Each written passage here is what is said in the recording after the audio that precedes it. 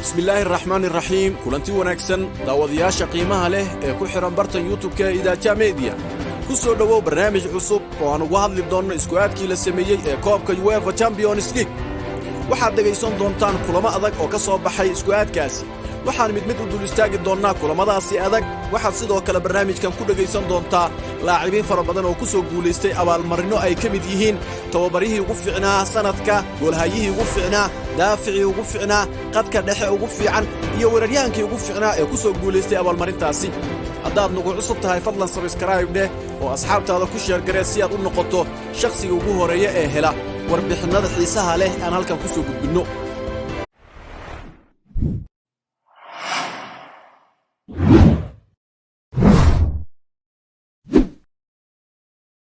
mar kale kulanti wanaagsan daawade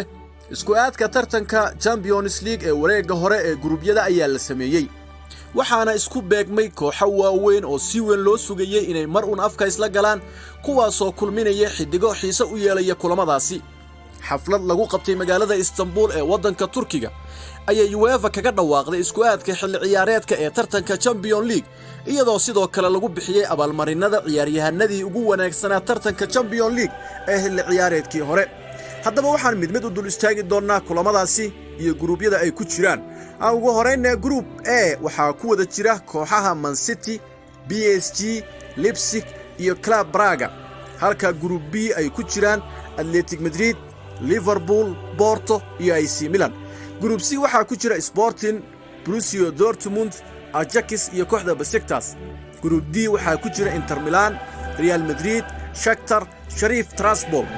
halka group E ay ku wada jiraan Bayern Munich, Barcelona, Benfica iyo Dinamo Kiev group F waxaa ku wada jira Villarreal, Man United, Atlanta iyo Young Boys halka group G ay ku wada jiraan Lille, Sevilla, Salzburg iyo Wolfsburg halka group H oo ah groupka ugu dambeeya ayaa waxaa hogaaminaya kooxdii ku guuleysatay sanadkii tagay UEFA Champions League ee Chelsea, Juventus, Zenit iyo Malmo waa kulamo adag oo runtii muhiim ah group kastana waxaa ku jira kulan adag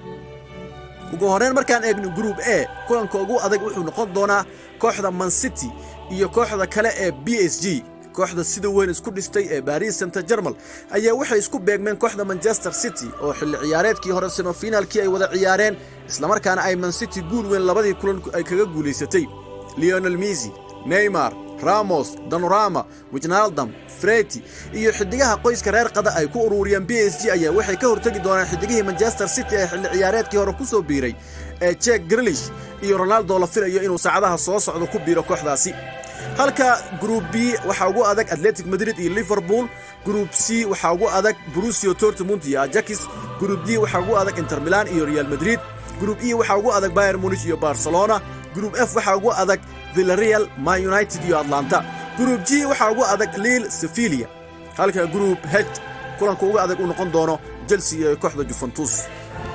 oo kale xiriirka kubadda cagta Yurub ee UEFA ayaa ku dhawaaqay ciyaartooygii ugu wanaagsanaa qaaradda Yurub sanadkii tagay kaasoo la guddoonsiiyey abaalmarinta UEFA Player of the Year saddexda ciyaartooy ee Kevin De Bruyne, N'Golo Kante iyo Jorginho ayaa noqday saddexda laacib ee isugu soo haray liiska gaaban ee maanta ku kala calaf qaaday waxayna saddexdan ciyaartooy oo si adag u tartamay ay dhammaantood ahaayeen kuwii guulo soo gaarsiiyey naadiyadooda 12 bilood ee ugu dambeeyay laakiin Jorginho ayaa noqday ninka nasiibka u helay abaalmarintaasi oo xulka qaranka Talyaaniga la qaaday Euro 2020 taasoo ka dhigaysa ciyaartooyda ugu guulaha badan isagoo waliba kooxdiisii iyo xulkiisii u ahaa tiir dhaxaada UEFA ayaa markii uu soo dhamaaday isku-aadka Champions League waxay soo saareen xidiga Yurub ee sanadka waxaana ku guuleystay Jorginho kadib koobab waaweyn uu hantay xilli ciyaareedkii tagay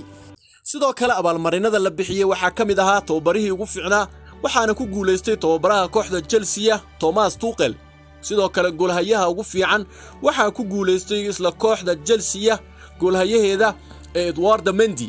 halka daafaca uu ku guuleystay daafaca kooxda Manchester City ee Ruben Dias qadka dhexe waxaa ku guuleystay ciyaaryahanka kooxda Chelsea ee N'Golo Kante halka weeraryahankana uu ku guuleystay Erling Haaland oo ah weeraryahanka kooxda Borussia Dortmund ee ka ciyaarta horyaalka Bundesliga dalka Jarmalka ugu dambeyntii waxaan halka ku soo koobayaa barnaamijkii xiisaha lahaa